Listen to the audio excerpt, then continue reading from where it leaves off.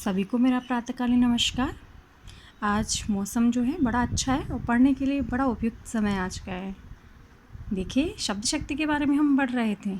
शब्द शक्ति किसी शब्द में अंतर्निहित उसके अर्थ को प्रकट करने वाली शक्ति शब्द शक्ति कहलाती हैं।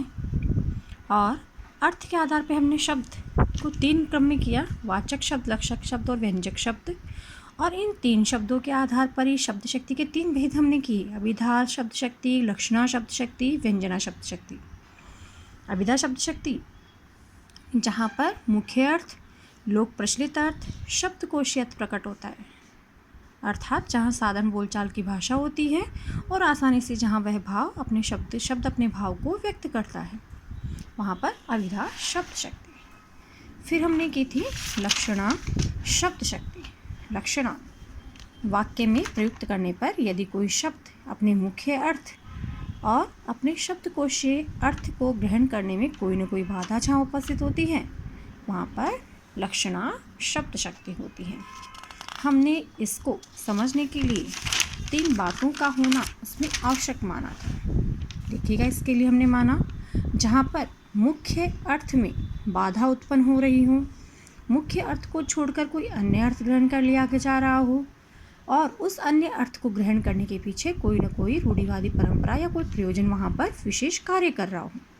इस आधार पर हमने लक्षणा शब्द शक्ति के 2 भेद किए: रूढ़ा लक्षणा शब्द शक्ति, प्रयोजनवर्ती लक्षणा शब्द शक्ति। रूढ़ा लक्षणा शब्द शक्ति जहाँ पर रूढ़ियों से, परंपराओं से कोई बातें चली आ रही हैं, अर्थात जहाँ पर किसी शब्द का प्रत्येक समय पर एवं प्रत्येक स्थान पर एक ही लाक्षणिक अर्थ ग्रहण किया जाता है, अर्थात प्रत्येक हिंदी भाषी व्यक्ति उस शब्द को एक ही लाक्षणिक अर्थ में ग्रहण करता है, तो वहाँ रूढ़ा लक्षणा शब्द शक्ति मानी जाती है।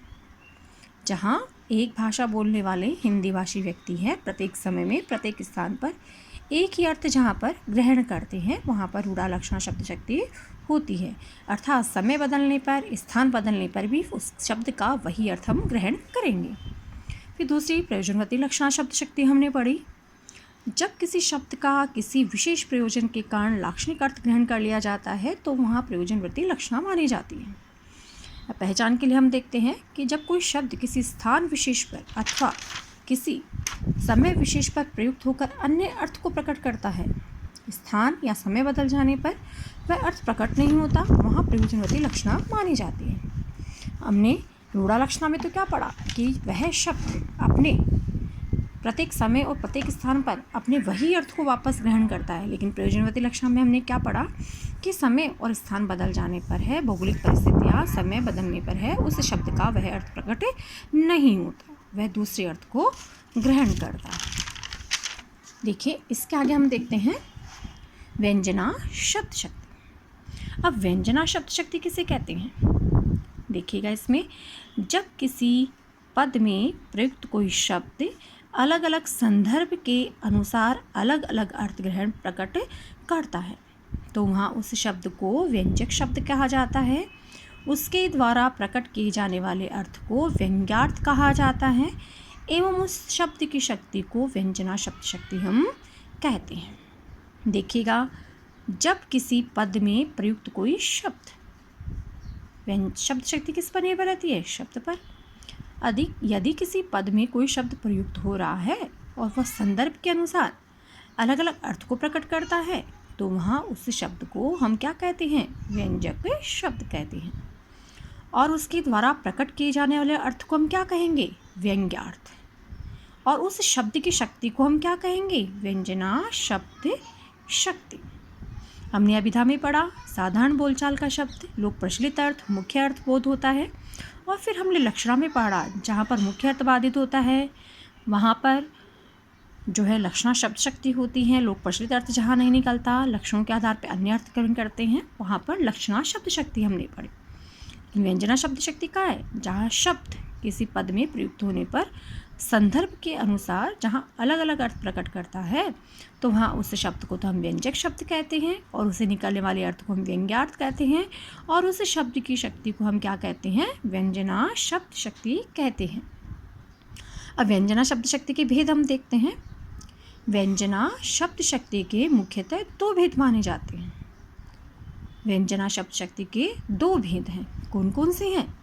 शाब्दी व्यंजना, दूसरी है आर्थी व्यंजना।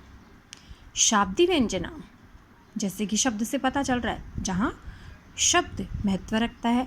आर्थी व्यंजना जहाँ अर्थ पर निर्भर रहते हैं। अब व्यंजना का पहला भेद हम देखते हैं। शाब्दी व्यंजना शब्द शक्ति। जब किसी पद में किसी शब्द विशेष के प्रयोग के कारण व्यंजना शब्द शक्ति प्राप्त होती है। किसी शब्द विशेष के प्रयोग के कारण व्यंजना शब्द शक्ति प्राप्त होती है। दूसरे शब्दों में हम देखते हैं कि उस शब्द को हटाकर उसके स्थान पर उसका अन्य कोई पर्यायवाची शब्द रख देने पर यदि व्यंजना का प्रभाव उसका प्रभाव नष्ट हो जाता है तो वहाँ शाब्दी व्यंजना शब्द शक्ति मानी जाती है। देखिए, शाब्दी व्यंजना जैसे कि शब्द पर निर्भर है। जैसे परिभाषा में आपको बताया कि वहाँ पर शब्द विशेष के प्रयोग के कारण व्यंजना शब्द शक्ति होती है, अर्थात उस शब्द को जिस पर व्यंजना है, अगर उस शब्द को हटाकर उसका कोई अन्य हम पर्यायवाची शब्द रख देते हैं, अन्य कोई शब्द वहाँ पर रख देते हैं, तो व्यंजना का जो प्रभाव होता है, प्रभावित करने की शक्ति, चमत्कार उत्पन्न करने की जो शक्ति है, वो नष्ट हो जाती है। वहाँ पर शाब्दी व्यंजना शब्द शक्ति होती है।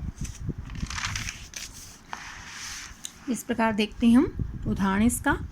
पानी गए न उबरे मोती मानुष चून। आपको श्लेष में हमने ये करवाया था उदाहरण। पानी गए न उबरे मोती मानुष चून। अब यहाँ शाब्दी व्यंजना किस पर निर्भर है? ये शब्द विशेष है पानी, इस पर निर्भर है। और पानी का संदर्भ के अनुसार मोती के संदर्भ में, मानुष के संदर्भ में, चून के संदर्भ में हम अलग अलग अर्थ ग्रहण करते हैं। मोती के संदर्भ में पानी का अर्थ चमक से, और मनुष्य के संदर्भ में पानी का अर्थ उसकी प्रतिष्ठा से, और चून के संदर्भ में पानी का अर्थ जल से यहाँ पर हम ग्रहण करते हैं। अब देखिए, शाब्दी व्यंजना जैसे कि शब्द विशेष पर आधारित होती हैं।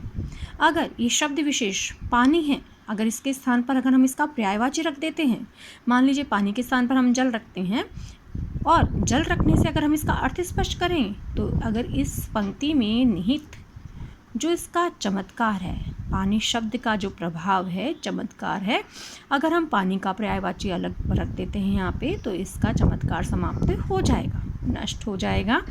अतः यहाँ पर है शाब्दी व्यंजना शब्द शक्ति।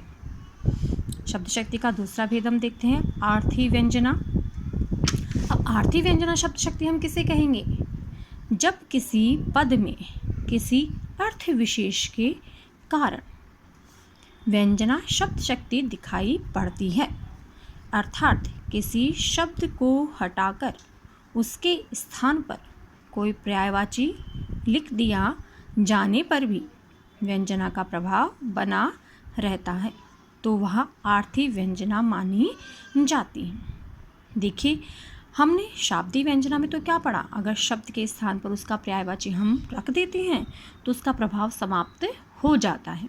लेकिन आर्थी व्यंजना में देखिएगा, जब किसी पद में अर्थ विशेष के कारण व्यंजना शब्द शक्ति दिखाई पड़ती है, अर्थात उस शब्द को हटाकर उसके स्थान पर उसका पर्यायवाची हम रख देते हैं, लिख देते हैं, तो व्यंजना का प्रभाव यथावत बना हुआ रहता है, उसमें कोई अंतर नहीं होता, तो वहाँ पर होती है आर्थी व्यंजना। उदाहरण के रूप में हम देखते हैं, हम साधारण कई बातें हम घर में भी बोलते हैं। जैसे हमने बोला कि सूरज डूब गया, अगर सूरज के स्थान पर ये शब्द कहा जाए कि उसने कहा संध्या हो गई, ये जो शब्द हैं, सूरज डूब गया है, शाम हो गई है, संध्या हो गई है, संध्या की जगह हमने शाम रख दिया। अगर इन शब्दों पर, इन शब्दों के स्थान पर अगर हम दूसरे शब्द पर्यायवाची भी रख देते हैं तो भी इनका प्रभाव यथावत बना हुआ रहता है, उसमें कोई प्रभाव नहीं पड़ता। सूरज डूब गया है, शाम हो गई है, संध्या हो गई है, शाम का समय है, तो सभी लोग क्या करेंगे? अपने अपने अनुसार वही अर्थ इसमें लगाएंगे।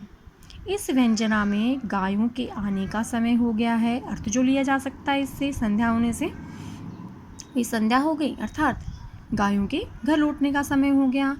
अब शाम को हम क्या कहते हैं, अगर घर में मम्मी ने कहा कि संध्या हो गई है तो आप क्या अर्थ लगाएंगे कि बत्ती जलाने का समय हो गया है, पूजा का समय हो गया है, हमें क्या करना है, मंदिर चलना है, ईश्वर को दीपक करना है, आराधना करनी है अपने आराध्य के लिए।